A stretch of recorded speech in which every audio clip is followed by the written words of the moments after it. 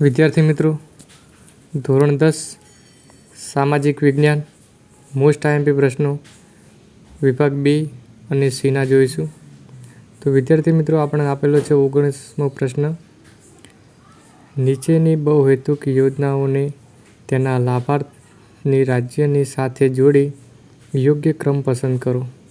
તો વિદ્યાર્થી મિત્રો, આ બાજુ આપેલું છે 1 ભાંખરા નાંગલ અને 2 કોસી, 3 નાગાર્જુન સાગર, 4 નર્મદા. તો વિદ્યાર્થી મિત્રો, જે સાચો જવાબ હોય એ તમારે લખવાનો રહેશે. 20મો જોઈશું પ્રશ્ન. બજાર પદ્ધતિ અમેરિકા સમાજવાદ પદ્ધતિ ખાલી જગ્યા. આગળ જોઈશું વિદ્યાર્થી મિત્રો, 1-2 શબ્દોમાં જવાબ આપો. પ્રશ્ન નંબર 21 જોઈશું. કઈ રેલવે શ્રેષ્ઠ એન્જિનિયરિંગ કૌશલ્યનું દ્રષ્ટાંત છે? પ્રશ્ન નંબર 22. ભારત આર્થિક રીતે કેવો દેશ છે? પ્રશ્ન નંબર 23. માતા પોતાના બાળકને ઉછેરે છે. આ કઈ પ્રવૃત્તિ કહેવાય?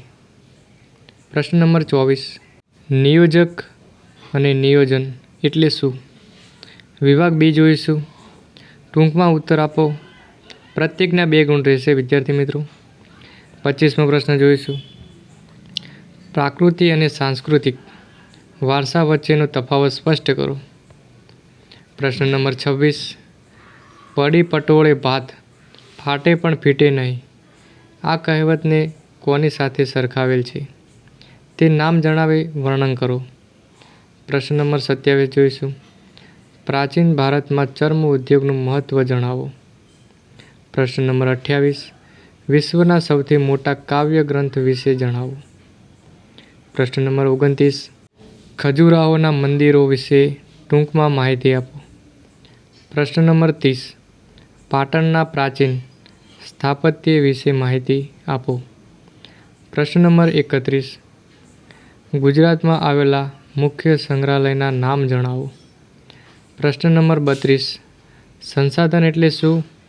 માલિકીના આધારે તેનું વર્ગીકરણ વિગતે સમજાવો. પ્રશ્ન નંબર 33. ભારતમાં હાથી પરિયોજના શરૂ કરવામાં આવી સમજાવો. પ્રશ્ન નંબર 34. ભારતના અર્થતંત્રમાં કૃષિનું યોગદાન ફાળો વર્ણવો. પ્રશ્ન નંબર 35. બહુહેતુક યોજના એટલે શું? તેનાથી કયા ઉદ્દેશો સિદ્ધ કરી શકાય છે? પ્રશ્ન નંબર 36. આધુનિક યુગને ખનિજ યુગ કહે છે, શા માટે? પ્રશ્ન નંબર 37. તાંબાના ગુણધર્મો અને ઉપયોગો જણાવો. તો વિદ્યાર્થી મિત્રો, વિભાગ C જોઈશું. મુદ્દાસર ઉત્તર આપો. પ્રત્યેકના 3 ગુણ રહેશે વિદ્યાર્થી મિત્રો. 38મો પ્રશ્ન જોઈશું. ભારતની પ્રાચીન કલા તરીકે હાથ વણાટ વિશે સમજાવો. પ્રશ્ન નંબર 39. ઉત્તર ગુજરાત સ્થિત મંદિરો જેનું નકશીકામ ઈરાની શૈલીમાં થયું છે, તે મંદિરોનો પરિચય આપો. પ્રશ્ન નંબર 40. નાલંદા વિદ્યાપીઠ વિશે માહિતી આપો. પ્રશ્ન નંબર 41. વહીવટી દ્રષ્ટિએ જંગલોના પ્રકાર જણાવી તેનું વર્ણન કરો. પ્રશ્ન નંબર 42.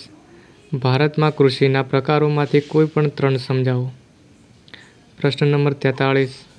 સુતરાઉ કાપડ ઉદ્યોગ વિશે નોંધ લખો. પ્રશ્ન નંબર 44. સરકારનો જે પદ્ધતિમાં હસ્તક્ષેપ નથી તે પદ્ધતિના લાભ અને ગેરલાભ જણાવો. તો વિદ્યાર્થી મિત્રો, 2 ગુણના અને 3 ગુણના મોસ્ટ આઈએમપી પ્રશ્નો છે. તમને બોર્ડની એક્ઝામમાં પૂછાશે અને રિવિઝન પણ કરવાનું રહેશે તમારે. તો વિદ્યાર્થી મિત્રો, રિવિઝન કરતા રહો અને તૈયારી પણ કરતા રહો. ખૂબ સારા અને સરળતાથી તમે પાસ થઈ શકશો. મોસ્ટ આઈએમપી ક્વેશ્ચનો છે. Thank you.